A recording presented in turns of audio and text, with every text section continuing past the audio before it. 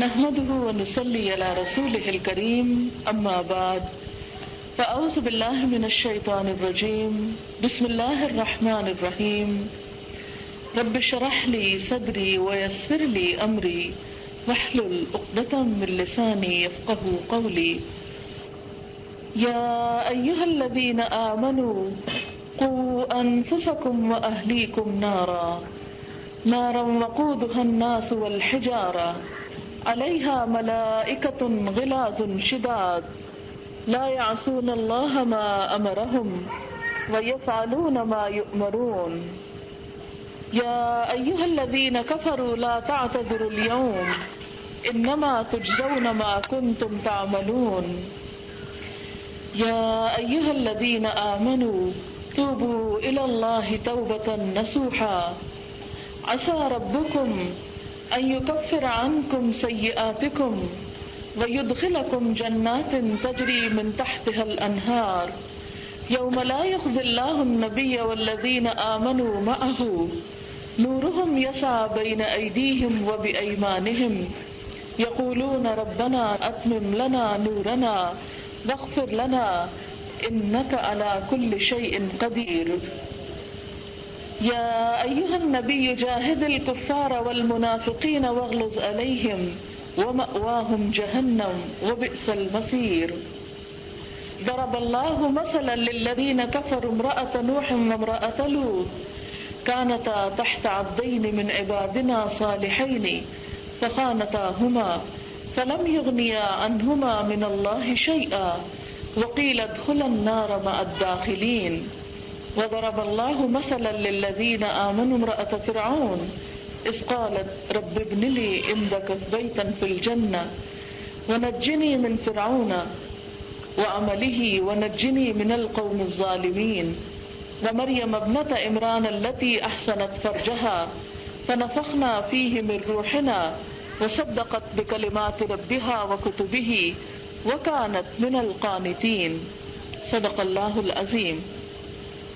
شروع کرتی ہوں اللہ کے نام سے جو بے انتہا مہربان نہایت رحم فرمانے والا ہے۔ معزز خواتین، اس وقت میں نے آپ کے سامنے سورۃ التحریم جو 28ویں سپارے کی آخری سورت ہے اس کی 6 آیات پڑھی ہیں، آیت 6 سے لے کر 12 تک۔ اس میں خطاب ایمان والوں کو ہے۔ یا ایھا الذین آمنوا، اے لوگو جو ایمان لا چکے ہو۔ ایمان والا کون ہے؟ ہر وہ شخص جو اس بات کا اظہار کرے، اس بات کا دعویٰ کرے کہ اللہ میرا رب ہے، محمد صلی اللہ علیہ وسلم میرے رسول ہیں، میرے رہنما ہیں، رشتوں کو اللہ کی مخلوق مانے کہ ان کے ذریعے ہدایت کا پیغام انبیاء تک پہنچا، کتابوں کو مانے، خاص طور پر قرآن حکیم کو، اللہ کی کتاب اور اللہ کی بات مانے، آخرت کے دن پر یقین رکھے، اس بات کو سمجھے کہ میں اللہ کی طرف سے آیا ہوں اور اللہ ہی کی طرف مجھے واپس جانا ہے۔ ہر وہ شخص جو اس بات کو اپنی زبان سے کہتا ہے، وہ اس کے دل میں کچھ بھی ہو، لیکن جب وہ زبان سے کہہ دیتا ہے تو وہ ایمان والا کہلاتا ہے۔ ہاں، اگر دل میں کچھ ہو اور زبان پہ کچھ ہو تو اس کو منافقت کہتے ہیں، اور اگر ایک شخص دل میں ایک بات کو مانتا بھی ہو لیکن زبان سے اس کا اقرار نہ کرتا ہو تو بھی وہ ایمان والا نہیں کہلا سکتا۔ اس بات کا اپنی زبان سے اقرار کہ واقعی اللہ سب سے بڑا ہے، یہ معمولی بات نہیں۔ سورۃ یاسین میں ایک شخص کا واقعہ بیان ہوا ہے کہ جب پوری قوم کے لوگوں نے پیغمبروں کی بات نہیں مانی تو اس وقت ایک شخص شہر کے دور دراز کونے سے دوڑتا ہوا آیا اور کہنے لگا وَمَا لِيَ لَا أَعْبُدُ الَّذِي فَطَرَنِي وَإِلَيْهِ تُرْجَعُونَ، مجھے کیا ہے کہ میں اس ذات کی عبادت نہ کروں جس نے مجھے پیدا کیا ہے اور اسی کی طرف تم سب کو واپس جانا ہے۔ اور پھر اپنی قوم سے بھی کہا کہ تم بھی مان جاؤ، پیغمبروں کی بات مان لو، لیکن قوم نے نہیں مانا۔ اس نے کہا انی آمنت بربکم فاسمعون، میں تمہارے رب پہ ایمان لے آیا، تم سن لو۔ اس کا یہ کہنا ہی تھا کہ اس کو قتل کر دیا گیا، لیکن آپ کو معلوم ہے کہ اس کے فوراً بعد اسے جنت میں پہنچا دیا گیا. قیل ادخل الجنہ، کہہ دیا گیا جنت میں چلے جاؤ. کیوں؟ اس لیے کہ وہ ایمان لا چکا تھا. ایمان لا کر اس بات کا کوئی قرآن پاک میں کوئی ذکر نہیں ہے کہ اس نے کوئی نمازیں پڑھی ہوں ابھی، یا اس نے کوئی حج کیا ہو، یا اس نے کوئی زکوٰۃ دی ہو، یا اس نے کچھ بھی اور کیا ہو. صرف ایمان لایا تھا. ابھی عمل کا وقت ہی نہیں آیا کہ اسے دنیا سے جانا پڑا. تو محض اس بات کے اقرار نے اور پوری قوم کے سامنے اس بات کے کہنے نے اللہ تعالیٰ کے نزدیک اس کو ایک بہت بڑی عزت عطا کی. اسی لیے وہ آگے جا کے کہتا ہے یا لیت قومی یعلمون بما غفر لی ربی وجعلنی من المکرمین. کاش میری قوم کو پتہ چل جائے کہ کس بات کی بنا پر میرے رب نے مجھے بخش دیا، یعنی میری پچھلی ساری زندگی کے گناہوں کو معاف کر دیا اور مجھے عزت والوں میں شامل کر دیا، بڑے بڑے عمل کرنے والوں میں شامل کر دیا. شہادت کا درجہ ایک بہت بڑا عزت کا درجہ ہے. مرنے کے فوراً بعد، موت تو ہے ہی نہیں خیر شہادت، لیکن دنیاوی طور پر جس کو موت کہتے ہیں، اس کے فوراً بعد ایک شخص جو ہے وہ جنت میں پہنچ جاتا ہے. کہتا ہے کاش لوگوں کو پتہ چل جائے کہ میرے رب نے مجھے عزت والوں میں داخل کر دیا. یہ عزت کا ملنا کس بنا پر تھا؟ ایمان لانے کی بنا پر. ایمان لانا کوئی معمولی بات نہیں ہے. ہستی کو ماننا جس نے ہمیں پیدا کیا، جس کا ہم پر سب سے بڑا حق ہے، جس کا ہم پر سب سے بڑا احسان ہے. تو ایسے ہی ایمان والوں سے خطاب ہے یا ایھا الذین آمنوا، اے لوگو جو ایمان لا چکے ہو، مان چکے ہو، اس حقیقت کو سمجھ چکے اور اس کا اظہار کرتے ہو، اقرار کرتے ہو. یعنی ایک حقیقت کو، اللہ تعالیٰ کی وحدانیت کو جاننا، مان لینا، دل سے یقین کر لینا، زبان سے اقرار کرنا، اور تیسری چیز عمل سے تصدیق کرنا. ایمان کیا ہے؟ اقرار باللسان و تصدیق بالقلب. زبان سے اقرار اور عمل سے اس کی تصدیق. یعنی ایمان جب دل میں داخل ہوتا ہے تو جا کے اس کو پوری طرح پکڑ لیتا ہے، اس کو اپنے احاطے میں کر لیتا ہے. اور جو چیز دل کو پکڑ لے پھر انسان اس کے سحر سے اور اس کے خیال سے اور اس کی یاد سے پھر باہر نکل نہیں سکتا. تو جس دل میں اللہ کی محبت آ جاتی ہے، اللہ تعالیٰ کی ذات پر یقین اور بھروسہ آ جاتا ہے، تو پھر ایمان کا لطف کیا ہوتا ہے؟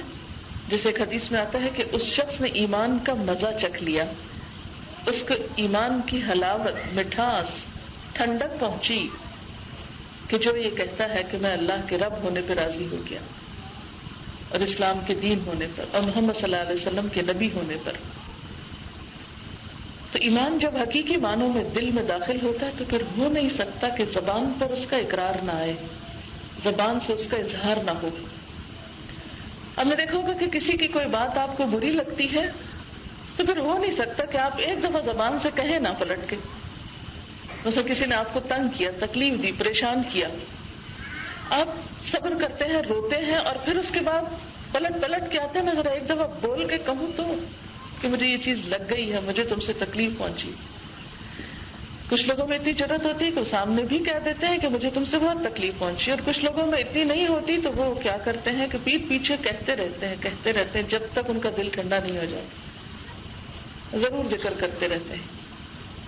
اسی طرح اگر کوئی چیز دل کو بہت اچھی لگ جائے تو پھر ہو نہیں سکتا کہ زبان پہ تعریف نہ آئے. جب تک تعریف کر نہ چکے اس وقت تک ہم کو چین نہیں آتا. جہاں بھی بیٹھیں گے ہم اس کو ذکر کریں گے.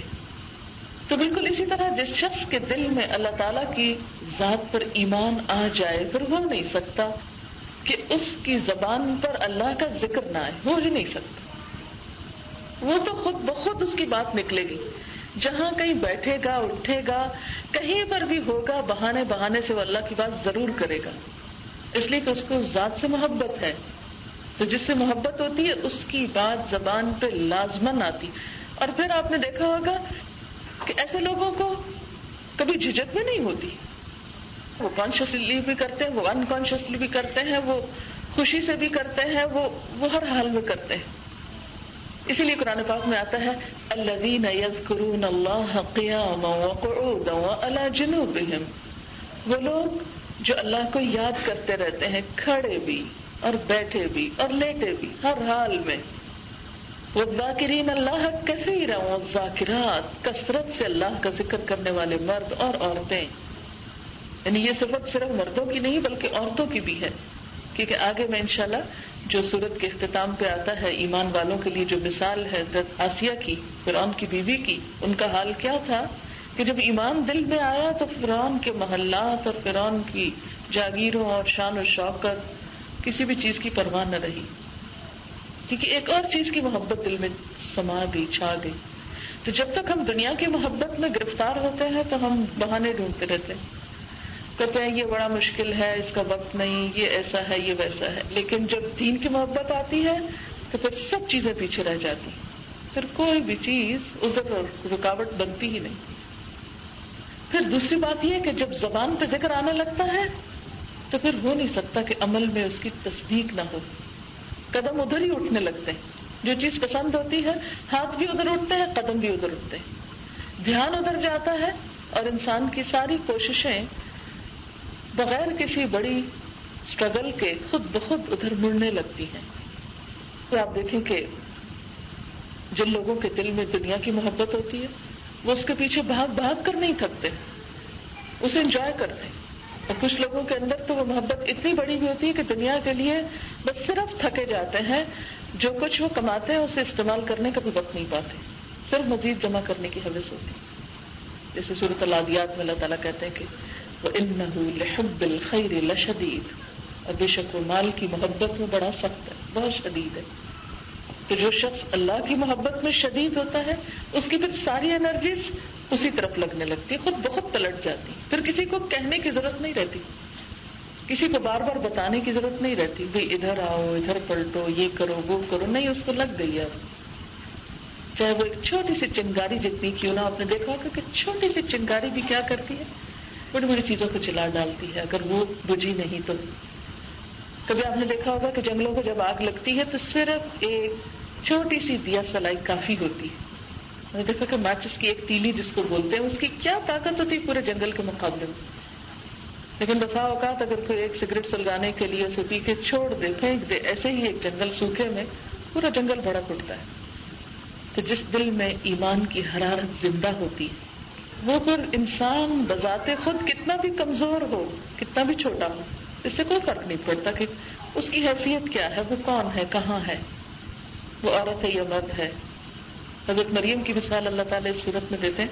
تو حضرت مریم بھی کیا تھی، ایک عورت تھی نا، جن کا نہ باپ تھا، نہ شوہر تھا، نہ کوئی بھائی تھا، لیکن اللہ تعالیٰ نے کتنی بڑی آزمائش ان پہ ڈالی اور سب نبھا گئی، سب قبول کر گئی.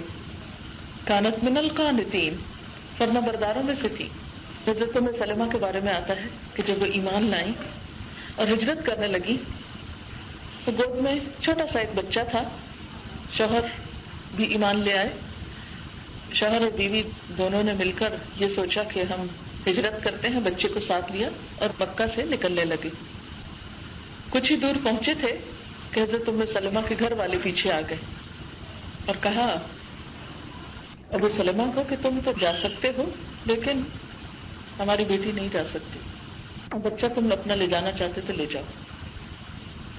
حضرت ام سلمہ 1 سال تک بچے اور شوہر سے جدا رہی اور مسلسل روتی رہی، لیکن ایک لمحے کے لیے بھی ایمان سے پلٹنے کا نہیں سوچا. یہ ہماری مثالیں ہیں. اسی طرح آپ دیکھیں کہ فرعون کے دربار میں جب جادوگر ایمان لائے کیا ہوا. فرعون نے کہا کہ میں تمہارے ہاتھ پاؤں کاٹ دوں گا، میں تم کو سولی چڑھا دوں گا. انہوں نے کہا پھر کیا، انما تقضی هذه الحیات الدنیا، تو بس اس دنیا کی زندگی کا فیصلہ کرے گا نا، اس سے کوئی فرق نہیں پڑتا. فقد ما انت قاض، کر لو جو کرنا، جو فیصلہ کرنا کر لو، اس سے زیادہ کیا ہوگا، زیادہ سے زیادہ موت آ جائے گی نا، تو کیا ہوا، ایمان بچا کے لے جائیں گے، یہی تو آگے کام آئے گا. آگے کی کرنسی تو صاف ہے. جب تک جیب میں پیسہ ہوتا تو انسان کہتا ہے اچھا اگر ایک چیز ٹوٹ گئی پھوٹ گئی چلی گئی تو کوئی نہیں، اور لے لیں گے، کوئی فرق نہیں پڑتا، کوئی خوف نہیں، کوئی غم نہیں. تو بالکل اسی طرح جس شخص کے اندر ایمان کی محبت ہوتی ہے وہ اپنا ایمان بچا لیتا ہے جب اور دنیا کی ہر چیز بھی قربان کرنی پڑے تو کر جاتا ہے. کہتا ہے تو کیا ہوا, سو واٹ, ایمان تو ہے نا, ایمان کے ساتھ دنیا سے چلے گئے تو کامیاب ہو گئے. جیسے ایک صحابی کو دشمنوں نے جب مارا تو کہتے فزت ورب الکعبہ, کعبہ کے رب کی قسم میں کامیاب ہو گیا, تم نے میری دنیا چھینی, رب نے مجھے آخرت دے دی جو کبھی نہیں کوئی چھین سکتا. بات یہ ہے کہ انسان جب سچے دل سے ایمان لے آتا ہے اور اللہ کی بات ماننے کے لیے تیار ہو جاتا ہے اور فیصلہ کر لیتا ہے, ایسے شخص سے شیطان بھی ڈرنے لگتا ہے. پھر لوگوں کے دل میں تو اس کا ڈر پیدا ہو ہی جاتا ہے, زندگی خود اس کو راستہ دیتی ہے. ایسے لوگوں سے کہا جا رہا ہے یا ایھا الذین آمنوا, اے لوگوں جو ایمان لائے ہو, کیا کرو, قوا انفسکم واہلیکم نارا, بچاؤ اپنے آپ کو اور اپنے گھر والوں کو آگ سے. خود کو بھی بچاؤ, گھر والوں کو بھی بچاؤ, یہ تمہاری ذمہ داری ہے. بسا اوقات ایسا بھی ہوتا ہے کہ کچھ لوگ ایمان کی بات تو کرتے ہیں لیکن اس کے بعد بس زبان سے چند کلمے بول کر پھر بھول جاتے ہیں کہ انہوں نے کچھ کہا تھا, کیونکہ اس طرح زبان سے بولے ہوتے ہیں نا, دل میں نہیں اترے ہوتے. جو عام طور پر ہم جیسے پیدائشی مسلمان ہوتے ہیں جنہوں نے سوچ سمجھ کر اسلام قبول نہیں کیا ہوتا, ان کو مفت میں سب کچھ مل چکا ہوتا ہے, ماں باپ سے مل گیا, احساس ہی نہیں, قدر ہی نہیں. بالکل ایسے نہیں جیسے ایک گھر انسان خود کمائی کر کے بناتا ہے تو اس گھر کی ایک قدر ہوتی ہے, اور ایک گھر وہ ہوتا ہے کہ جو ماں باپ سے ورثے میں مل جاتا ہے. عام طور پہ اس کو ڈھا کے ادھر ادھر کر کے بیچ کے اس کی وہ قدر نہیں ہوتی, اس سے وہ محبت نہیں ہوتی, اس کو ایک پرانی چیز سمجھ کے عام طور پہ خیر بات کہہ دیا جاتا ہے. تو بالکل اسی طرح جو ایمان ماں باپ سے مل جاتا ہے اس کو ہم ایک پرانی چیز سمجھ کے اور پرانے وقتوں کی کہانی سمجھ کے اور ایک گیا گزشتہ قصہ یہ سمجھ کے کہ یہ ماں باپ کی چیز ہے اور آج کی دنیا تو معلوم نہیں کہاں جا رہی ہے اور ہمیں تو کچھ اور کرنا ہے, تو عموماً اس چیز کی ناقدری کر کے اس کی طرف توجہ نہیں دی جاتی. لیکن تقاضا یہ ہے کہ تم یہ مت سمجھنا کہ مفت میں جو چیز تمہیں مل گئی بس تمہاری جنت بنانے کے لیے یہی کافی نہیں. صرف زبان کا اقرار کافی نہیں. ہاں, وہ جو زبان سے اقرار کر چکے ہو اب تمہیں کچھ اور بھی کرنا ہے. وہ کیا کرنا ہے, قوا انفسکم واہلیکم نارا, بچاؤ اپنے آپ کو اور اپنے بچوں کو آگ سے. ہم سمجھتے ہیں کہ ہم ایمان والے ہیں, کلمہ پڑھتے ہیں, لا الہ الا اللہ کہتے ہیں, اس لیے جنت میں لازمی چلے جائیں گے. اللہ تعالیٰ فرمائے ٹھیک ہے لیکن بچاؤ خود کو, ایفرٹ کرو, کوشش کرو, وہ کام کرو جس کی وجہ سے تم جنت کے مستحق بن جاؤ. پہلے تو اپنی ذات کا حق ہے, قوا انفسکم, اپنے آپ کی فکر کرو, کیونکہ جو شخص اپنی فکر خود نہیں کرتا اس کے لیے کوئی دوسرا کچھ نہیں کر سکتا. اگر میں خود کھانا نہیں کھاؤں گی تو کتنے دن کوئی مجھ کو کھلائے گا؟ بچہ تو نہیں ہوں, بچوں کو تو مائیں پیچھے پڑھ کے کھلا دیتی. لیکن جب کوئی شخص بڑا ہو کر اپنی صحت کا خود خیال نہیں کرتا کوئی دوسرا نہیں کرتا. زیادہ زیادہ کہیں دے گا نا, کرنا تو خود ہی ہوگا. ہم بچاتے ہیں اپنے آپ کو مختلف چیزوں سے, لیکن عموماً کس سے بچاتے ہیں؟ بیماریوں سے بچاتے ہیں, سردی سے بچاتے ہیں, گرمی سے بچاتے ہیں, خطرناک چیزوں بجلی سے بچاتے ہیں, مثلاً کوئی کیڑا مکوڑا کچھ اس طرح کی چیز نظر آ جائے اس سے بچاتے ہیں. ہر دنیا کے ایکسیڈنٹ سے خود کو بچانا چاہتے ہیں, لیکن یہاں اللہ تعالیٰ آخرت کے ایک بہت بڑے ایکسیڈنٹ سے بچانا چاہتے ہیں کہ کہیں ایکسیڈنٹلی تم وہاں نہ جا پہنچو. قوا انفسکم, بچاؤ اپنے آپ کو, واہلیکم, اور اپنے گھر والوں کو. اگرچہ دونوں چیزوں کا ذکر قرآن پاک کی اس آیت میں اکٹھا آیا ہے لیکن یہ دونوں الگ الگ بھی ہیں اور ایک دوسرے کے ساتھ ضروری بھی ہیں, کیونکہ جس شخص کے اندر خود ایمان نہیں, صحیح طور پر خود عمل نہیں, وہ اپنے بال بچوں کو صحیح کر ہی نہیں سکتا. ان کو کیا کہہ سکتا ہے وہ جو خود نہ کرے؟ جو نہ خود نماز نہ پڑھتی ہو وہ کیسے بچوں کو کہہ سکتی ہے بچوں نماز پڑھو؟ وہاں ایمان کے تقاضے خود نہ پورے کرے وہ اپنے بچوں سے کرا ہی نہیں سکتی. اس لیے کیا حکم دیا گیا, قوا انفسکم, پہلے خود کو. اب نے دیکھو گا عموماً جب آپ جہاز پہ فلائی کرتے ہیں کہتے ہیں کہ آکسیجن ماسک پہلے خود پہنے پھر بچوں کو پہنا ہے, کیونکہ اگر آپ کو ہوش نہیں رہی تو بچوں کو بھی نہیں پہنا سکیں گے اور اس طرح دونوں جائیں گے. پہلے خود کو بچاؤ, اپنی فکر کرو, جب تم کو ہوش آ جائے گی, تمہارے اندر ایمان کی چنگاری لگ جائے گی, پھر بچوں کے پیچھے بھی بھاگ لو گے. جو ماں خود بیمار ہو وہ بچے کی صحت کا خیال رکھ ہی نہیں سکتی. جس کے اندر خود طاقت نہ ہو اس کے پیچھے بھاگ ہی نہیں سکتی, اس کے لیے کچھ نہیں کر سکتی. قوا انفسکم واہلیکم نارا, آگ سے بچو. اچھا, آگ سے بچنے کے لیے تو ایمان تھا نا, ایمان کے بعد اب کیا کرنا ہے؟ ہاں, کچھ ایسی چیزیں جو ایمان کو نقصان دیتی, جیسے اللہ تعالیٰ فرماتے ہیں کہ بہت سے لوگ ایسے ہیں کہ جو ایمان لا کر بھی شرک کرتے ہیں. الا وہم مشرکون, ایک طرف ایمان لاتے ہیں, دوسری طرف ایسے کام کرتے ہیں جو شرک میں شامل ہو جاتے ہیں. دکھاوا, ریاکاری شرک ہے, اور تھوڑا سا ریا بھی شرک ہے.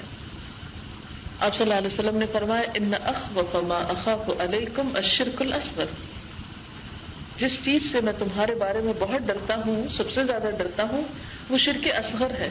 قلنا وما الشرک الاصغر یا رسول اللہ, ہم نے پوچھا کہ شرک اصغر کیا ہے اللہ کے رسول صلی اللہ علیہ وسلم. آپ نے فرمایا من صلی یرائی فقد اشرک, جس نے دکھاوے کی نماز پڑھی اس نے شرک کیا.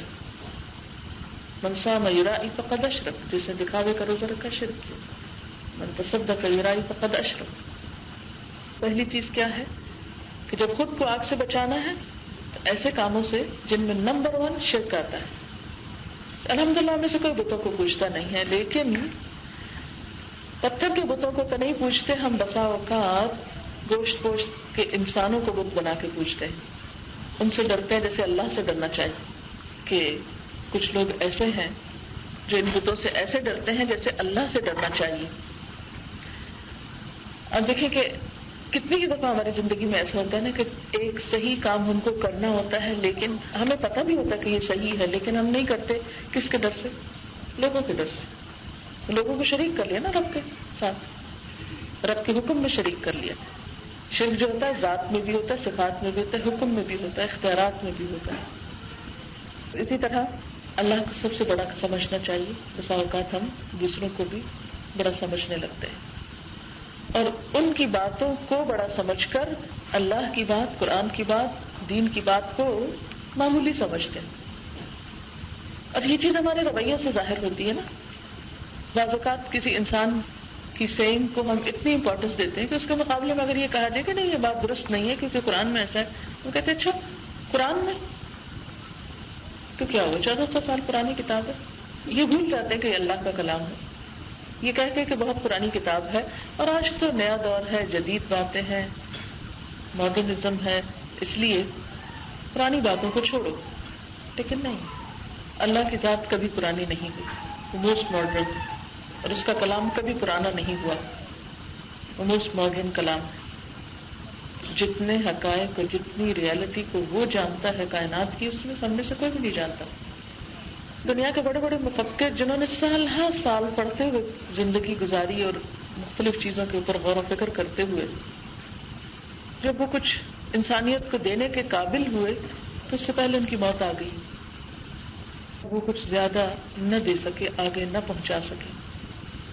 تو اس طرح ایک جنریشن کا وزڈم اور ان کی جو تحقیق ہے اور ان کا جو علم ہے اس میں سے بہت تھوڑا اگلی جنریشن کو گیا. کیونکہ ایک انسان جو کچھ سوچتا ہے, جو کچھ غور کرتا ہے, وہ سب کا سب زندگی میں پھر جب اس کے دینے کی باری آتی ہے تو بسا اوقات اس قابل نہیں ہوتا کہ سب کچھ دے ڈالے. تو وہ جو سال ہر سال کے تجربے کا نچوڑ ہوتا ہے اس کے ساتھ ہی دنیا سے رخصت ہو جاتا ہے. اور ویسے بھی ولا یحیطون بشیء من علمہ الا بما شاء, کہ اللہ کے علم میں سے کسی چیز کا احاطہ نہیں کر سکتے مگر جتنا اللہ تعالیٰ خود چاہتے ہیں. اللہ کے علم کے مقابلے میں انسان کا علم تو قطرے کے برابر نہیں سمندر کے مقابلے میں.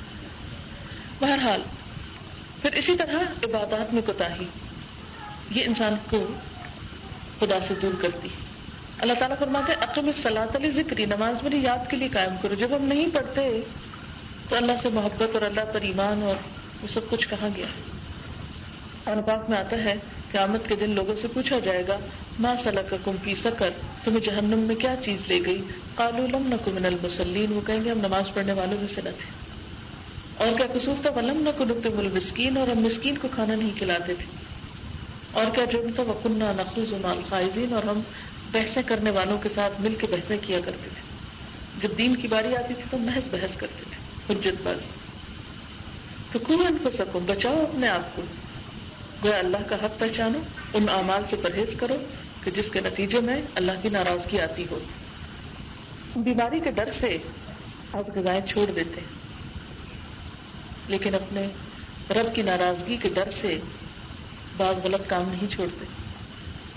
کئی لوگ ایسے ہیں کہ جو اپنی پسندیدہ ترین چیزوں کو قربان کر دیتے ہیں جب ان کو کوئی بیماری آتی ہے، کیونکہ انہیں اپنی جان پیاری ہے اور اس جان کی حفاظت کے لیے وہ مثلا ایک شخص کو میٹھا بہت پسند ہو سکتا ہے، لیکن جب اسے یہ پتا چلتا ہے اب میٹھا نہیں کھا سکتا، اب میٹھا کھانا موت کو بلانا ہے، لہذا وہ کیا کرتا ہے؟ میٹھا چھوڑ دیتا ہے اپنے نفس کے اوپر جبر کر کے، کڑوا گھونٹ پی کر، کیونکہ مجھے زندگی پیاری، مجھے خود کو بچانا ہے.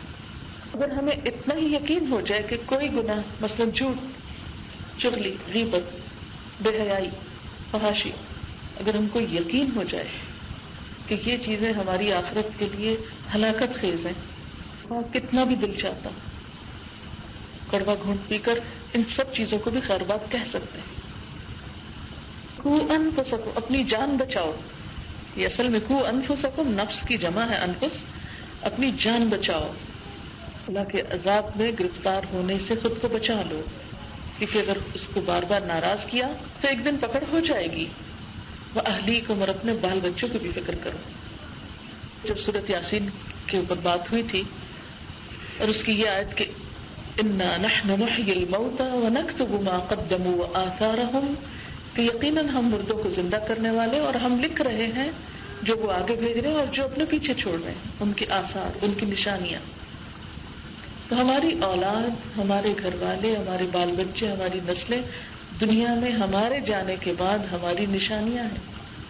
قُوا أَنفُسَكُمْ وَأَهْلِيكُمْ نَارًا، اس اپنی نسل کو، اپنے بچوں کو آگ سے بچاؤ. تو اس میں سب سے اہم چیز کیا آتی ہے کہ ہم میں سے ہر ماں اور ہر باپ یہ سوچے، کیونکہ اہل ایمان جب کہا گیا تو ماں باپ دونوں شامل ہو جاتے، ہم میں سے ہر ایک یہ سوچے کہ وہ اپنے بچوں کے لیے کیا کر رہا ہے. اپنے لیے تو سوچنا ہی ہے کہ وَلْتَنْظُرْ نَفْسٌ مَا قَدَّمَتْ لِغَدٍ، ہر شخص کو دیکھنا چاہیے کہ وہ کل کے لیے کیا کر رہا ہے. تو ہمیں یہ بھی دیکھنا ہے کہ ہم اپنے بچوں کے لیے کیا کریں. اچھا، بہت سے لوگ یہ کہتے ہیں نا کہ ہم اس ملک میں ہیں اور یہاں بڑی مشکل ہے، ایسا ہے ویسا ہے. ہر جگہ مشکل ہے، کہاں مشکل نہیں. جیسے بچے کو پالنا بڑا کرنا مشکل ہے، ایسے ہی اس کی روحانی تربیت بھی مشکل ہے. جیسے فزیکلی اس کی اپ برنگنگ ایک مشکل کام ہے. کوئی ماں یہ کہتی ہے کہ مجھے تو پتہ ہی نہیں چلا بچے کیسے پل گئے، یہ محض ایک محاورہ ہے، سب کو پتہ چلتا ہے. راتوں کو جگاتے ہیں، دن کو رلاتے ہیں، پریشان کرتے ہیں، کبھی بیمار ہیں، کبھی تندرست ہیں، اسی طرح طرح سے بچے پریشان کرتے ہیں. تب جا کے وہ بڑے ہوتے ہیں، سمجھدار ہوتے ہیں. اور ہم دن گنتے ہیں کہ کب یہ سمجھدار ہوں، انڈیپینڈنٹ ہو، اپنا آپ سنبھالے تو ہماری بھی جان ذرا آزاد ہو. جن ماؤں کے بچے چھوٹے ہیں ان کو اچھی طرح معلوم ہے کہ چھوٹے بچوں کی اپ برنگنگ جو ہے وہ کتنا مشکل کام ہے. تو جس طرح ان کی فزیکل اپ برنگنگ مشکل ہے، ایسے ہی ان کی اسپرچل اپ برنگنگ بھی مشکل کام ہے. لیکن چونکہ جسم کے اوپر ہونے والی تکلیفیں تو ہمیں فوراً نظر آ جاتی ہیں. مثلا اگر ہم نے بچے کی کیئر نہیں کی، اس کو ٹھنڈ لگی، وہ بیمار ہو گیا، بخار ہو گیا، تو ہمیں نظر آتا ہے کہ اس سے اس کے ساتھ یہ ہو جائے گا، یا کوئی کھٹا کھا لیا تو اس کو زکام ہو جائے گا وغیرہ وغیرہ، گلا خراب ہو جائے گا. تو ہم فوراً اس کے ہاتھ سے کھٹا چھین لیتے ہیں. ہم پھر گیلا ہو جائے تو فوراً چینج کر ڈالتے ہیں، اس کو سردی سے بچاتے ہیں. اگر چھوٹا بچہ آگ کی طرف بڑھ رہا تو کھینچ کے اسے پکڑ لیتے ہیں، اس کو بچاتے ہیں کہ کہیں یہ تکلیف نہ اس کو ہو. لیکن چونکہ روح نظر نہیں آتی، اس کی تکلیف بھی نظر نہیں آتی، اور کل کو ہونے والا آخرت کا عذاب بھی کسی کو نظر نہیں آتا، اس لیے ہمیں اس بات کی فکر کم ہوتی ہے کہ بچوں کو کیا دینا ہے، کون سی ڈوز چاہیے، کتنی چاہیے، کب چاہیے. اور ہر ماں جو ہے وہ ایک معلمہ بھی ہے، ایک مربیہ بھی ہے، ایک تربیت کرنے والی ہے. نبی صلی اللہ علیہ وسلم نے فرمایا کلکم راء وکلکم مسئول عن رعیتہ، تم میں سے ہر شخص نگران ہے اور ہر شخص سے اس کی رعایا کے بارے میں سوال کیا جائے گا، پوچھا جائے گا. فالمرأۃ، عورت، راعیۃ فی بیت زوجہا، اپنے شوہر کے گھر میں نگران ہے. یعنی عورت اپنے گھر میں نگران ہے، اسے واچ کرنا ہے کون کیا کہاں کیسے کر رہا ہے. ومسئولۃ عنہا، اور اس سے اس کے بارے میں پوچھا جانے والا ہے. اگر بچے ہوم ورک نہیں کرتے تو ہم کتنے پریشان ہو جاتے ہیں. اگر امتحان کی تیاری نہیں کرتے، پڑھتے نہیں، تو ہمیں کتنی غریز ہوتی ہے. لیکن اگر بچے نماز نہیں پڑھتے تو ہمیں کتنے کو ان کو فکر ہوتی ہے کہ آج ان کی عادت پختہ نہیں ہوئی تو کل ان کے ساتھ کیا ہوگا، یہ کیسے بھگتیں گے اس سارے عذاب کو. یہ تو ہم سبب بن رہے ہیں ان کو جہنم میں پھینکنے کا. دیکھتے کہ اللہ کے جتنے بھی نیک بندے تھے ان کا طریقہ کیا تھا. حضرت یعقوب علیہ السلام کے بارے میں قرآن پاک میں آتا ہے, پہلے سپارے میں آتا ہے, ام کنتم شہداء, کیا تم لوگ حاضر تھے, اذ حضر یعقوب الموت, جب یعقوب علیہ السلام کو موت آئی, اذ قال لبنیہ, جب انہوں نے اپنے بچوں سے کہا, ما تعبدون من بعدی, میرے بعد تم عبادت کس کی کرو گے. یعنی مرتے وقت انہوں نے یہ نہیں پوچھا کہ تم مال کا کیا کرو گے اور تم باقی اور کام کیسے کرو گے, کیونکہ جب ہمیں اپنے دنیا سے جانے کا فکر ہوتا ہے تو ہم فوراً سوچتے ہیں کہ اچھا ہم بل کس کے نام لکھیں اور کون سی چیز کس کے حوالے کریں, اور بچوں کو سب پتا ہونا چاہیے کہ فلاں چیز کہاں ہے, فلاں کہاں ہے, تاکہ ان کو کوئی پریشانی نہ ہو اور مال ضائع ہونے سے بچ جائے. لیکن یہ تو معمولی بات ہے, مال اگر ان کو نہیں بھی ملا تو وہ اللہ نے ان کو ہاتھ پاؤں دیے, وہ خود کما لے گی. لیکن ایک دفعہ آخرت میں چلے گئے اور وہاں پریشانی لاحق ہو گئی تو نہ ان کے ہاتھ پاؤں کام آئیں گے اور نہ پھر آپ آئیں گے اور نہ کوئی اور آئے گا. اس لیے حضرت اسماعیل علیہ السلام کے بارے میں آتا ہے, کیا نیا امر اہلہ بالصلاۃ والزکات, وہ اپنے گھر والوں کو نماز اور زکات کا حکم دیتے تھے. تو ہم میں سے ہر ایک سے پوچھا جانے والا ہے کہ اس نے اپنے بچوں کو کیا سکھایا, کس حال میں چھوڑا, کیونکہ مرنے کے بعد بچے انسان کے لیے نشانیاں بھی ہیں اور صدقہ جاریہ بھی ہیں. اگر اچھے کام کرتے ہیں تو جیسے دنیا میں آنکھیں ٹھنڈی ہوتی ہیں ایسے ہی آخرت میں بھی آنکھیں ٹھنڈی ہوگی. ایک حدیث پاک میں آتا ہے کہ برزخ میں بھی بچوں کی دعاؤں اور نیکیوں کی وجہ سے ماں باپ کے درجے بلند ہوتے ہیں. جب تم میں سے کسی کا درجہ برزخ میں بلند ہوتا ہے تو وہ پوچھتا ہے کہ یا رب یہ خوشی کہاں سے ملی, یہ کیوں ملی, تو اسے بتایا جاتا ہے تمہارے فلاں بچے کی فلاں نیکی کی وجہ سے درجہ اونچا کر دیا جاتا ہے. یعنی جنت کے جیسے 100 درجے ہیں ایسے برزخ میں بھی, برزخ کو آپ یوں ایکسپلین کر سکتے ہیں کہ ایک انتظار کی جگہ ہے. تو وہاں بھی ہر ایک اپنے اپنے اعمال کے مطابق اس جگہ پر انتظار میں ہے. تو بسا اوقات کیا کیا جاتا ہے کہ جیسے ایک اکانومی کلاس سے اسے اپ گریڈ کر کے فرسٹ کلاس میں لا کے بٹھا دیا جاتا ہے, تو پوچھتا ہے کہ یہ کیسے, میرا تو ٹکٹ وہی تھا جو تھا, تو یہ مجھے اپ گریڈ کیوں کیا جا رہا ہے. تو بتایا جاتا ہے یہ تمہارے بچوں کی نیکی کی وجہ سے. لیکن ہمارے پیچھے ہمارے بچے جتنا بھی مال کماتے ہیں اس سے ہمیں کچھ بھی فائدہ نہیں ہوتا, اور جتنے بھی بڑے عہدے پہ پہنچ جائے اس سے ہمیں کچھ فائدہ نہیں. تو دنیا میں کیسے کیسے بھی کارنامے کریں لیکن اگر اس کا آخرت میں کوئی حصہ نہیں تو کچھ فائدہ نہیں. اب بات یہ ہے کہ صرف اتنا کافی نہیں کہ ہم کسی وقت سوئے سوئے اٹھیں اور بچوں کو ڈانٹ ڈپٹ شروع کر دیں, تم لوگ بہت بدبخت ہو, نماز نہیں پڑھتے, کیا کرو گے. نہیں, یہ طریقہ نہیں. ماں جو ہے چلتی پھرتی معلم ہے, اٹھتی بیٹھتی, چھوٹی چھوٹی باتیں, چھوٹی چھوٹی چیزیں بچے کو سکھاتی. ماں کے اپنے پاس کچھ ہونا چاہیے. اگر ماں خود خالی ہے تو بچے کو کیا دے گی. اگر ماں خود بھوکی ہے, پیاسی ہے, تو بچے کو کیسے کھلا پلا سکتی. اب دیکھو جب مائیں انیمک ہوتی ہیں, جو بہت خود کمزور ہوتی ہے, بچے کو دودھ نہیں پلا سکتی, ان کے بچے محروم رہ جاتے ہیں دودھ سے. ڈاکٹر کہتے ہیں نہیں اس کی تو اپنی جان کا خطرہ ہے, یہ کیسے دودھ پلا سکتی ہے, تو دودھ بند کرا دیا گیا تھا. تو بالکل جیسے فزیکلی دودھ نہیں پلا سکتی ماں, کمزور ماں, اسی طرح اسپرچولی کمزور ایمان والی ماں اپنے بچوں کی صحیح تربیت نہیں کر سکتی. یہ ایک ریالٹی ہے, اس کو سوچنا چاہیے, کیونکہ ہماری اصل پہچان ہمارا دین ہے. ٹھیک ہے کلچر ہمارا ایک اسلامک کلچر ہے, وہ ساتھ چلے تو بہت اچھا ہے, لیکن ہماری پرائرٹی نمبر 1 جو ہے وہ ریلیجن ہے, اس کو بچانا ہے. کیونکہ اگر ہم کتنے بھی ایفرٹ کر لیں گے نا کہ ہمارا کلچر بچ جائے تو بچ جائے گا وہ, کیونکہ کچھ نہ کچھ تو پیچھے سے اثرات آئیں گے. اگر اصل چیز جس کو لازمی طور پر آپ کو بچانے کی فکر کرنا ہے اپنی اولادوں میں وہ ایمان ہے, کیونکہ اس کی آخرت میں پوچھ بہت ہے. وقودها الناس والحجارة علیہا ملائکۃ غلاظ شداد, اس آگ کے اوپر پھر سخت قسم کے فرشتے مقرر ہیں.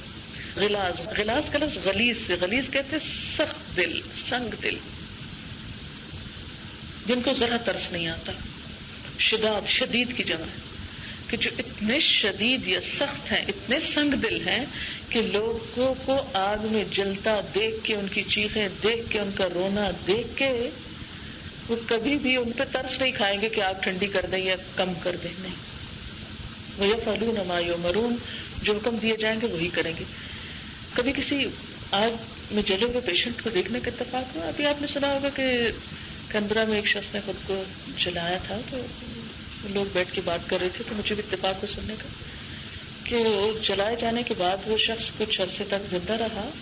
کہتے کہ ہر وقت 2 لوگ اس کے پاس کھڑے ہوتے تھے کیونکہ وہ زندہ تھا، اور ہر تھوڑی دیر کے بعد اس کے جو زخموں کے اندر اتنی زیادہ پیپ بن جاتی تھی کہ فوراً اس کو پھر سک کرنا پڑتا تھا.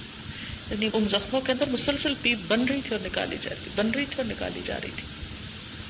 اہل جہنم کو بھی جو کھانا ملے گا وہ پیپ کا ذکر آتا ہے نا قرآن پاک میں. پیپ کیا ہوگی؟ ان کے اپنے ہی جسموں کی وہ جلی ہوئی کی پیپ. ایسے سخت فرشتے ہوں گے، کسی پہ ترس نہ کھائیں گے اور کسی کے ساتھ نرمی نہیں برتیں گے، وہی کریں گے جو حکم دیے جائیں گے.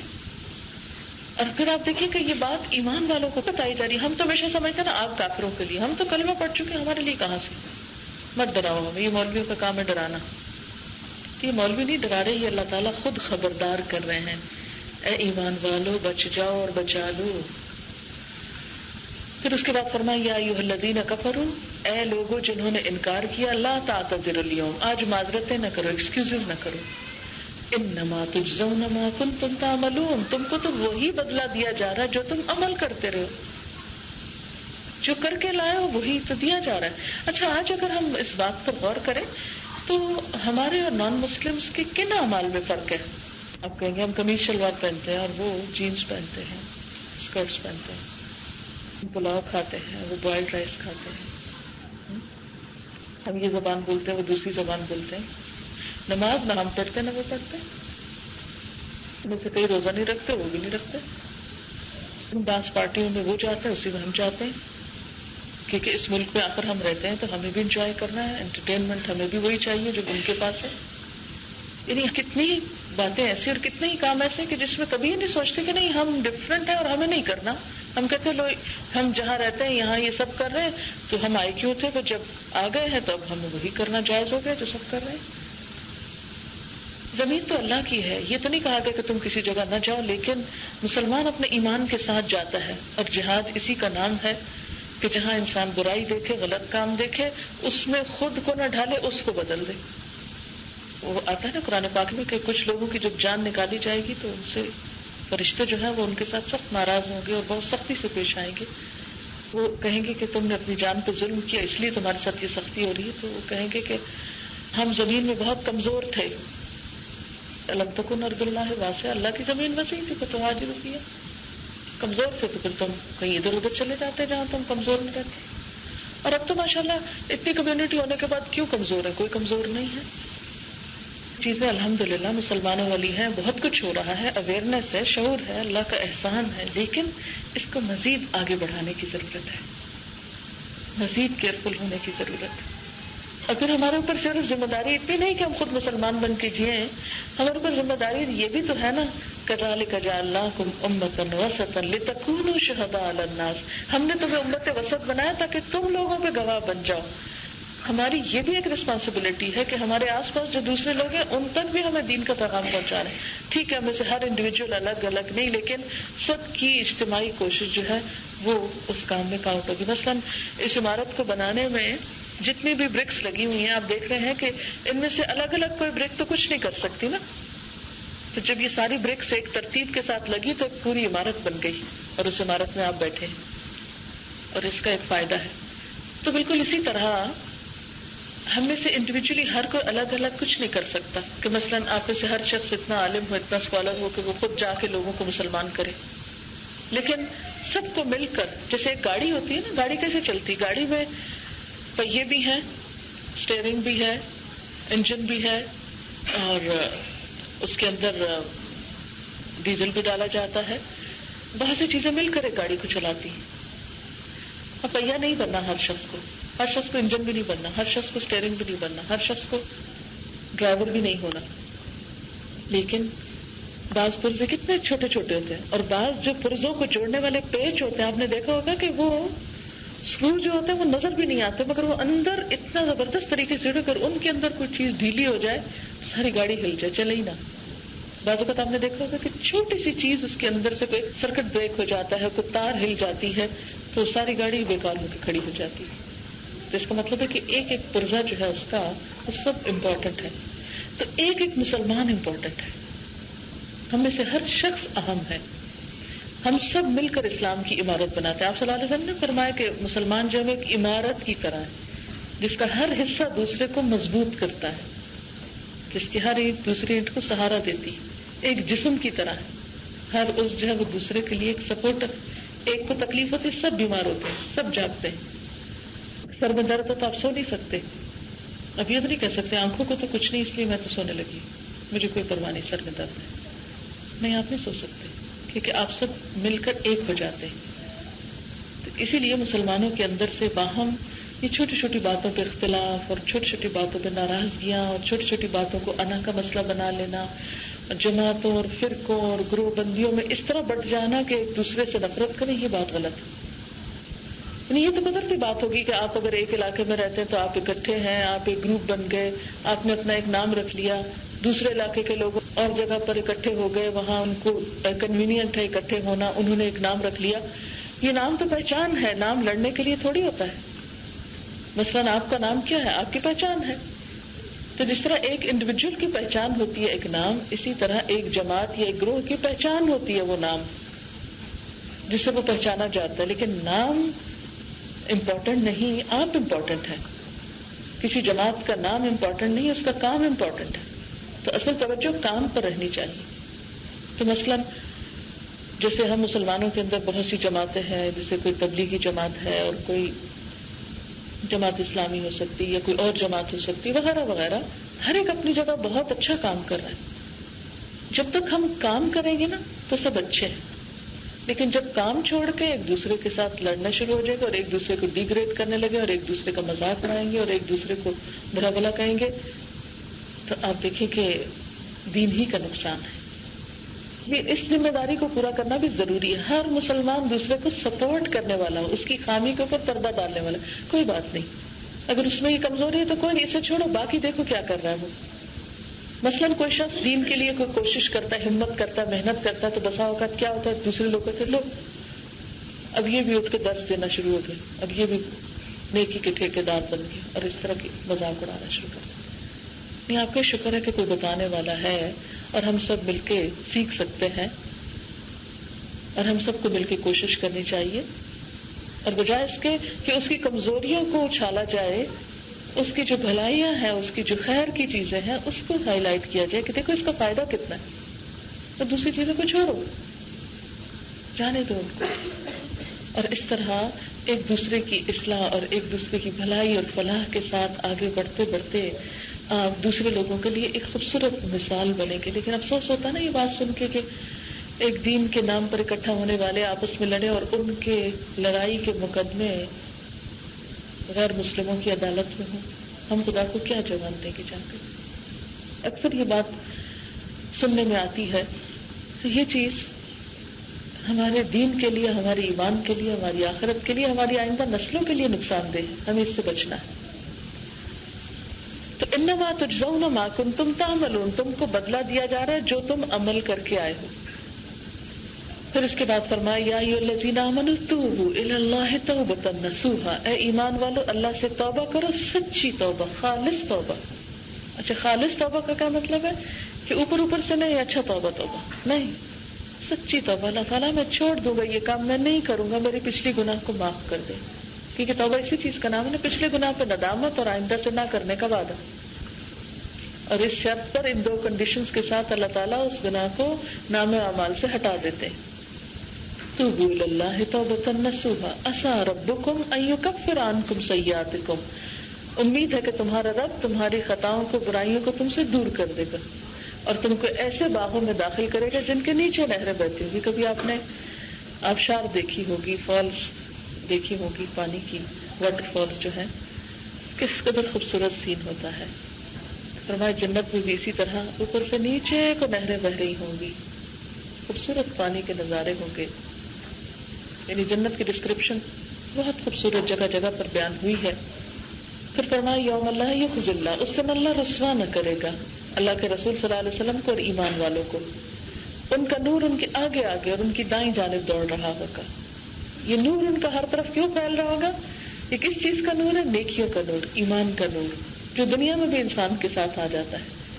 اس کے دل میں روشنی آ جاتی ہے، اس کی نگاہوں میں آ جاتی ہے، اس کی ہر چیز میں ایک روشنی آ جاتی ہے، جس کی وجہ سے وہ روشن خیال ہو جاتا ہے، وسیع دل اور دماغ کا ہو جاتا ہے، اس کا دل بڑا ہو جاتا ہے. چھوٹی چھوٹی چیزوں پہ وہ لڑنا جھگڑنا اور آپس میں ناراضگیاں وہ چیزیں نہیں رکھتا، دوسرے کو معاف کرنے والا ہوتا ہے، جھگڑا ختم کرنے والا ہوتا ہے. اسی لیے اللہ سبحانہ وتعالیٰ نے اس شخص کے لیے وعدہ کیا ہے جنت کے بیچ میں گھر کا جو حق پہ ہوتے ہوئے جھگڑا چھوڑ دے. یعنی وہ سچا ہے لیکن وہ صرف اس لیے جھگڑا چھوڑ رہا ہے کہ بس جھگڑا ختم ہو جائے. ایسے شخص کو اللہ تعالیٰ جنت کے بیچ میں گھر دینے، بہترین جگہ پر اس کو جگہ ملے گی. پھر یہ نور ہر ایک کا فرق کیوں ہوگا؟ جیسے جیسے جس کے اعمال ہوں گے، اپنے ذاتی اعمال بھی، ما قدموا بھی و آثارہم، اور جو اپنے پیچھے چھوڑ کے جائے گا. اور جس شخص کی نیکیوں کی خوشبو جتنی دور دور تک جائے گی، پھر اس وقت وہ دعائیں مانگیں گے، اللہ ہمارا نور ہم پہ تمام کر دے اور ہم کو بخش دے، تو ہر چیز پہ قدرت رکھنے والا ہے. یہ کیوں دعا مانگیں گے؟ اس لیے کہ شروع میں منافقین کو بھی روشنی ملے گی لیکن اچانک وہ بجھ جائے گی. ان کی بجھی ہوئی روشنی دیکھ کر ایمان بھی کیا کرنے لگیں گے؟ دعائیں مانگیں گے، یا اللہ تو ہماری روشنی ہم سے نہ لینا، ہماری روشنی ہم پر مکمل کر دے اور تو ہم کو بخش دے. دیکھیں ایمان والوں کی دعا وہاں بھی بخش. حشر کے میدان میں بھی کیا کہیں گے؟ یا اللہ بخش دے. نور بھی ہے، سب کچھ ہے، اعمال بھی ہیں، پھر بھی کہیں گے یا اللہ بخش دے.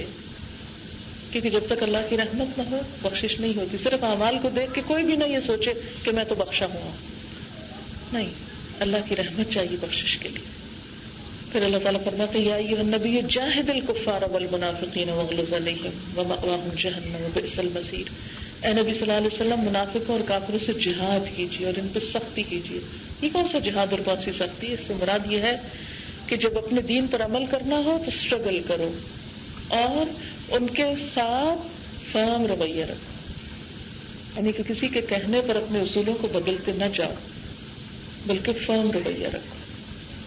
یہ نہیں آپ کہہ کے چھوڑ سکتی اعلیٰ وہ کرنے نہیں دیتے تھے، نہیں، اپنے اندر ایسا ایمان اور ایسی قوت پیدا کرو کہ تم کو راستہ ملے اپنے دین پر عمل کرنے کا. پھر اللہ تعالیٰ دو مثالیں بیان کرتے ہیں، ایک مثال کافروں کے لیے اور ایک ایمان والوں کے لیے. کافروں کے لیے سمجھانے کو مثال یہ دی گئی کہ دیکھو دو پیغمبر تھے، نوح علیہ السلام اور لوط علیہ السلام، اور دونوں ہی اللہ تعالیٰ کے بہت نیک بندے تھے، لیکن دونوں کی بیویوں نے اپنے شوہروں سے خیانت کی، اپنے شوہروں کی بات نہ مانی، ایمان پر نہ قائم رہی، عمل نہیں بدلا. لہذا ان دونوں سے کیا کہا گیا؟ فَلَمْ يُغْنِيَا عَنْهُمَا مِنَ اللَّهِ شَيْئًا، وہ دونوں اپنی بیویوں کے کام نہ آ سکے، اللہ سے نہ بچا سکے. وَقِيلَ ادْخُلَا النَّارَ مَعَ الدَّاخِلِينَ، اور کہہ دیا گیا آگ میں جانے والوں کے ساتھ تم دونوں بھی چلی جاؤ. قِيلَ ادْخُلَا، دونوں داخل ہو جاؤ. اب آپ دیکھیں کہ نوح علیہ السلام کون تھے؟ وہ پیغمبر جنہوں نے 950 سال اللہ تعالیٰ کی عبادت کی اور لوگوں کو دین کی طرف بلایا اور دین کے لیے طرح طرح کی تکلیفیں اٹھائیں. ایک دن نہیں، 2 دن نہیں. سورۃ نوح آپ پڑھیں تو آپ حیران ہو گئے کہ کہتے ہیں یا اللہ میں نے لوگوں کو کھلے کھلے بھی اور چھپ چھپ کے بھی اور اونچی بھی اور سرگوشیوں میں ہر طرح سے سمجھایا لیکن یہ نہیں مان کے دیے. جب عذاب آیا، طوفان آیا، تو وہ اپنے بیٹے کو بھی نہیں بچا سکے، بیوی کو بھی نہیں بچا سکے. یاد رکھیں پیغمبروں کی بیویاں کافر نہیں ہوتی، فرق یہ تھا کہ جو تعلیم تھی نوح علیہ السلام کی اس پر وہ عمل نہیں کرتی تھی، لہذا وہ ان کے کام نہ آ سکے. اور لوط علیہ السلام کی بیوی بھی جب اللہ تعالیٰ نے حکم دیا کہ اے لوط تمہاری قوم پہ عذاب آنے والا ہے تم اپنے گھر والوں کو لے کے نکل چلو اور یاد رکھو کوئی پیچھے پلٹ کر نہیں دیکھے. تو جب لوط علیہ السلام اپنی قوم کے ساتھ جا رہے تھے یکایک پیچھے زلزلہ آیا، لوط علیہ السلام کی بیوی نے پیچھے پلٹ کے دیکھ لیا، ایک پتھر آیا اور وہ بھی وہیں رہ گئی. قرآن پاک میں آتا ہے کانت من الغابرین، وہ پیچھے رہنے والوں میں سے تھی. کیوں پیچھے رہی؟ کیونکہ اللہ کی بات نہیں مانی. پیغمبر کی بیوی تھی، اللہ کی بات نہیں مانی، نہیں بچا سکے. ہم میں سے بہت سے لوگ یہ کہتے ہیں نا کہ ہم بزرگوں کی اولاد ہیں اور ہم سید ہیں یا ہمارے والدین بہت نیک ہیں وغیرہ وغیرہ، تو اس لیے ہم بھی بخشے جائیں گے. یا بعض لوگ کہتے ہیں کہ ہم حضور صلی اللہ علیہ وسلم کی امت میں سے ہیں اس لیے ہماری چھوٹ ہو جائے گی. اب یہ دیکھیے کہ سورۃ التحریم کی آیت کیا بتاتی ہے کہ پیغمبروں کی بیویوں نے اپنے شوہر کی بات نہیں مانی، حالانکہ زبان سے وہ بھی کلمہ پڑھتی تھی، پیغمبر ان کو کام نہیں آ سکے. سورۃ ہود کے اندر آتا ہے پورا واقعہ، اور پڑھ کر رونا آ جاتا ہے کہ جس طرح نوح علیہ السلام اپنے بیٹے کو آخری مومنٹ پہ بلا رہے ہیں، یا بنی ارکب معنا، اے بچے ہمارے ساتھ سوار ہو جاؤ. بچہ بولا سآوی الی الجبل یعصمنی، میں پہاڑ پہ چڑھ جاؤں گا مجھے پناہ دے گا. نوح علیہ السلام کہنے لگے لا عاصم اليوم، آج کوئی بچانے والا نہیں، من امر اللہ، اللہ کے حکم سے. ابھی یہ باتیں ہو رہی تھی، نوح علیہ السلام لاسٹ مومنٹ پہ بھی بیٹے کو سمجھا رہے، بیٹا نہیں مانا. حال بینہم الموج، ایک موج آئی، کان من المغرقین، غرق ہونے والوں میں سے تھا. یہ نہیں کہ کافر تھا، نوح علیہ السلام کا بیٹا بھی کافر نہیں تھا، کلمہ وہ بھی پڑھتا تھا، لیکن اس کی مشکل کیا تھی؟ کہا جاتا ہے کہ اس کی صحبت اچھی نہیں تھی، اس کے دوست اچھے نہیں تھے. لاسٹ مومنٹ پر بھی وہ اپنے ان کافر دوستوں کو نہیں چھوڑ سکا تھا کہ میں ان کے ساتھ جاؤں گا، آپ کے ساتھ نہیں، ادھر ان کے ساتھ جاؤں گا. اب بھی ایسا تھا نا کہ بعض اوقات آپ لوگوں کے انٹرسٹ اور دلچسپیاں کچھ اور ہیں، بچوں کی کچھ اور ہیں. وہاں بھی یہی مسئلہ تھا. نبی صلی اللہ علیہ وسلم نے اپنے خاندان والوں کو جمع کیا، کھانے پر بلایا اور سب کو باری باری پکارا، یا بنو عبد مناف، یا بنو ہاشم، یا امت صفیہ، یا بنت فاطمہ، سلونی من مالی ما شئتم، میرے مال میں سے جو مانگتے ہو مانگ لو مجھ سے. انی لا اغنی عنکم من اللہ شیئا، اللہ کے سامنے میں تمہارے کام نہ آؤں گا، تمہیں نہیں بچا سکوں گا. دنیا میں جو چاہتی ہو لے لو مجھ سے، وہاں نہیں ملے گا. اگر تم نے اپنے اچھے عمل نہیں کیے تو میرا نبی ہونا تمہارے کام نہیں آئے گا. کسی شخص کو محض عزت اس لیے ملنا ہوتی کہ وہ ایک نبی کی اولاد ہے، چاہے عمل کچھ بھی کرے.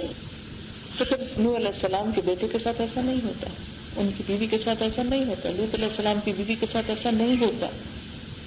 اسی لیے اللہ تعالیٰ ہمیں کہہ رہے نا، یا ایھا الذین آمنوا قوا انفسکم واہلیکم نارا، اے ایمان والو بچاؤ اپنے آپ کو بچوں کو آگ سے.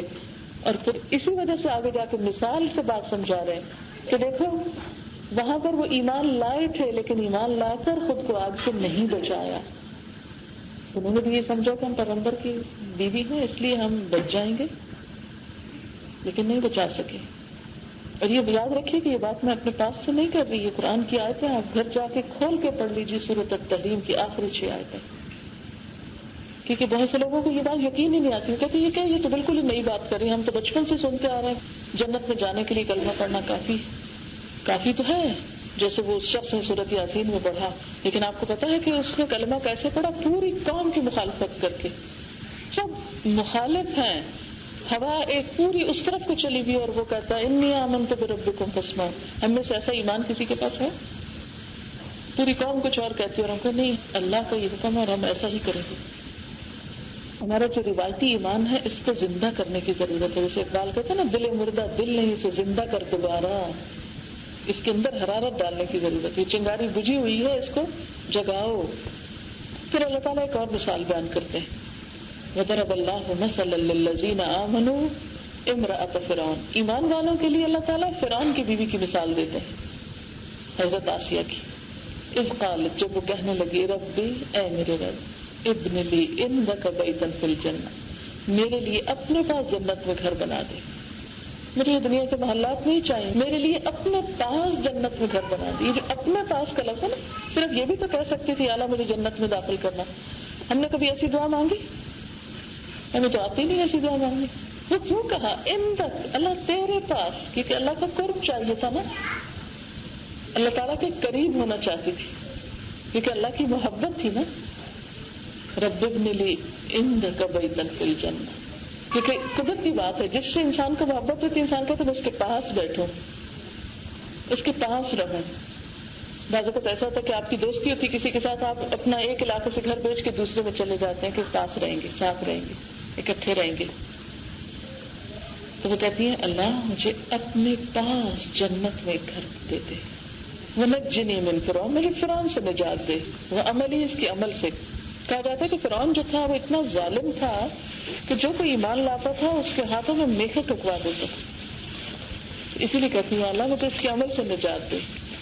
نجنی من القوم الظالمین، یا اللہ مجھے ظالم قوم کے عمل سے نجات دے، تو ساری قوم اس چیز سے انکار کرنے والی ہے۔ قرآن پاک میں تھا نا فاستخف قومه فاطاعوه، اس نے اپنی قوم کو ہلکا پایا اور قوم نے فرعون کی اطاعت کی۔ حضرت آسیہ کہتی ہیں اللہ مجھے ظالم قوم سے نجات دے۔ پوری قوم، جیسے سورۃ یاسین والا شخص ہے، بالکل ایسے ہی حضرت آسیہ پوری قوم کا مقابلہ کرتے ہوئے ایک کمزور جان، عورت جان، اپنے ایمان کا اقرار کر کے اظہار کر دیتی میں ایمان لا رہی، سب کی مخالفت لے کے کہ میں یہ اللہ کا حکم کرنے والی، کر لے جو کرنا ہے۔ اور یہ حقیقت ہے کہ عورت جس چیز پر ڈٹ جائے، جس چیز پر اس کا ایمان پختہ ہو جائے، اسے کوئی نہیں ہلا سکتا۔ لہٰذا یہ کہنا کہ ہم مارتے ہیں، ہم بڑی کمزور ہیں، ہم نے آخر گھروں میں رہنا ہے، یہ ہے وہ ہے، بہت سی باتیں، اصل کمزوری اپنے اندر ہے۔ جس دن اندر سچائی اٹھ گئی نا، اس دن ہر چیز اس کی لپیٹ میں آ جائے گی، پھر اس پہ کوئی غالب نہیں آ سکتا۔ جاء الحق وزهق الباطل، جب حق آتا ہے باطل کو جانا ہی ہوتا ہے۔ جس دن حق آ گیا نا، ہمارے دل کے اندر آ گیا، ہم نے خود اپنی نیتوں سے فیصلہ کر لیا کہ ہم نے اللہ کا حکم ماننا، چاہے کوئی بھی ہو، پھر مشکل نہیں رہتی۔ اور آخری آیت ومریم ابنۃ عمران، اور عمران کی بیٹی مریم، التی احسنت فرجہا، جس نے اپنے شرمگاہ کی حفاظت کی۔ مریم جو تھی کنواری تھی، ابھی شادی کا موقع ہی نہیں آیا تھا، عبادت گزار تھی۔ وہاں ایک لڑکی کی صفت بیان کی جا رہی ہے کہ وہ شادی سے پہلے کسی مرد سے کوئی فزیکل ریلیشن شپ نہ رکھے۔ التی احسنت فرجہا فنفخنا فیہ من روحنا، اس نیکی کا ہم نے اس کو بہت اچھا بدلہ دیا، تو اس نے اپنی روح سے پھونک دیا۔ وصدقت بکلمات ربہا وکتبہ، اس نے اپنے رب کے کلمات کی تصدیق کی اور اس کی کتابوں کی تصدیق کی۔ ایک اور خوبی، اب یہ دیکھیں کہ ان کے پڑھے لکھے ہونے کی دلیل ہے، رب کی کتابوں اور کلمات کی تصدیق اور ویریفیکیشن، اس کو ماننا، اس پر ایمان لانا، اس کو سچا کہنا، وہ وہی کر سکتا نا جس کو پتا ہے کہ کتابوں میں کیا لکھا ہے۔ تو اس سے کیا پتا چلتا ہے کہ مسلمان عورت پڑھی لکھی ہوتی ہے، اپنے دین سے بے خبر اور لا علم اور جاہل نہیں ہوتی۔ اور مسلمان بیٹیوں کے لیے ضروری کیا ہے؟ صدقت بکلمات ربہا وکتبہ۔ قرآن میں ایک عورت کا نام لے کر اس کی خوبی بیان کی جا رہی، اس کی صفت بیان کی جا رہی ہے، اس کی کوالیفیکیشن بتائی جا رہی، صدقت بکلمات ربہا وکتبہ۔ اچھا، ازواج مطہرات کے بارے میں بھی آیت آتی ہے نا، وَاذْكُرْنَ مَا يُتْلَى فِي بُيُوتِكُنَّ مِنْ آيَاتِ اللَّهِ وَالْحِكْمَةِ، ذکر کرو اپنے گھروں میں جو کچھ پڑھا جاتا ہے اللہ کی کتاب اور حکمت میں سے۔ اور وَاذْكُرْنَ کا مطلب خود بھی پڑھو اور آگے بھی پڑھاؤ۔ اسی لیے حضرت عائشہ رضی اللہ تعالیٰ عنہ نے 48 ایئرز تک حضور صلی اللہ علیہ وسلم کے بعد امت کی عورتوں مردوں سب کو تعلیم دی۔ وصدقت بکلمات ربہا وکتبہ وکانت من القانتین، اور وہ فرما بردار لوگوں میں سے تھی۔ ایک مسلمان بیٹی کی تعریف کہ وہ فرما بردار، نیک، اطاعت گزار تھی۔ کتنا بڑا سرٹیفکیٹ ہے جو اللہ رب العزت کی طرف سے ایک بچی کو ملا۔ وہ دنیا میں کسی انسٹیٹیوٹ، کسی یونیورسٹی، کسی ادارے، کسی چیز کی طرف سے کوئی سرٹیفکیٹ مل جائے، کوئی انعام ملے تو ہم کہتے ہیں کہ آنر ملا ہے۔ یہ اس سے بڑا آنر کوئی ہے کہ کسی کے بارے میں اللہ تعالیٰ یہ گواہی دے دے کہ وہ بہت فرما بردار تھی، وہ بہت اچھی تھی۔ کوئی سرٹیفکیٹ ملتا ہے تو اس کے بعد کیا ہوتا، ختم ہو جاتا ہے۔ میری ایک جاننے والی تھی، دوست تھی، کہ ہسبینڈ کی ڈیتھ ہو گئی تھی، میرے جانے کا اتفاق ہوا تھا۔ نماز پڑھ کر میں بیٹھی تو میں نے دیکھا کہ سامنے کچھ فریم رکھے ہوئے ہیں، تو میری نظر پڑی تو وہ ان کے ہسبینڈ کے جو ڈگریاں تھیں ان کے فریمز تھے نا، شیشے میں لگے ہوئے خوبصورت۔ تو میرے دل کو کوئی دھچکا لگا نا، میں نے کہا ہم لوگ کتنا دوڑتے ہیں اس کاغذ کے ٹکڑے کے پیچھے، لیکن جب ہم جاتے ہیں تو یہ پیچھے ہی رہ جاتا نا، اور اب یہ کسی اور کے کام آ ہی نہیں سکتا۔ جانے والے کے بھی وہاں نہیں پوچھا جائے گا کہ یہ تھا یا نہیں، اصل تو پوچھا جائے گا نا یہ لے کے کیا نا، اس کے بعد کام کیا۔